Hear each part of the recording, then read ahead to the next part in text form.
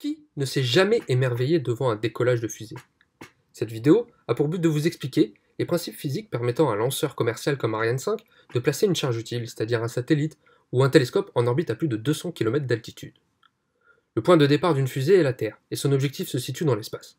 Et sachant que la Terre est en rotation continue sur elle-même, la position de la base de lancement est très importante, car même si nous ne le ressentons pas, nous n'allons pas tous à la même vitesse, selon si l'on est au pôle Nord, en France ou à l'équateur. En effet, plus nous sommes éloignés de l'axe de rotation de la Terre, plus la vitesse est élevée. Il faut donc se situer le plus proche possible de l'équateur pour pouvoir bénéficier d'une importante vitesse initiale et ainsi réduire l'énergie à fournir pour atteindre la vitesse de libération, puis l'orbite visée.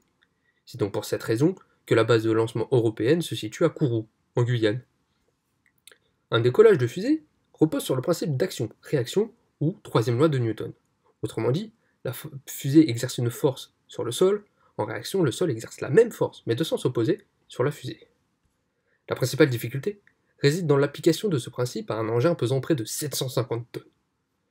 Pour obtenir la force de poussée nécessaire au décollage, il faut donc éjecter vers le sol, avec une grande vitesse, une importante quantité de gaz chaud. Ces gaz sont obtenus par la combustion de propergol au sein des boosters. Généralement, ces matériaux sont constitués d'une matrice polymère inerte réticulée pour former un réseau polyuréthane servant de combustible. Au sein de cette matrice sont incorporées les charges oxydantes servant de comburant. Elles représentent 60 à 80% de la composition du propergol. Ces charges sont généralement constituées de perchlorate d'ammonium, mais aussi d'aluminium, et parfois, pour doper les performances, on y incorpore une faible quantité d'explosifs.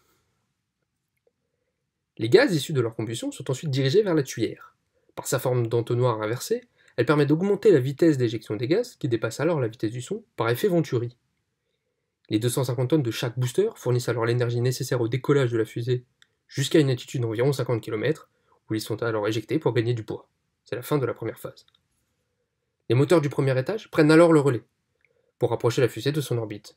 Ils fonctionnent à l'aide d'hydrogène et d'oxygène, refroidis respectivement à moins 253 et moins 183 degrés, et mis sous pression pour pouvoir être mis sous forme liquide dans des grands réservoirs dits cryogéniques. Ces argols liquides ont l'avantage de pouvoir être allumés, puis éteints, et permettent ainsi de faire varier l'accélération, tandis que les propergols solides sont plus énergétiques, mais ne peuvent pas être arrêtés une fois allumés. La coiffe, qui protège la charge utile et donne l'aérodynamisme dans l'atmosphère, se détache à 100 km d'altitude, car il n'y a plus de frottement avec l'air. L'étage 1 est largué une fois vidé de son carburant, cela marque la fin de la deuxième phase, à une altitude de 200 km. L'étage 2, lui, se détache une fois la charge utile placée sur son orbite, c'est-à-dire lorsque la gravité et la force centrifuge se compensent. La mission est alors réussie, le satellite entame sa nouvelle vie et vous permet de regarder cette vidéo.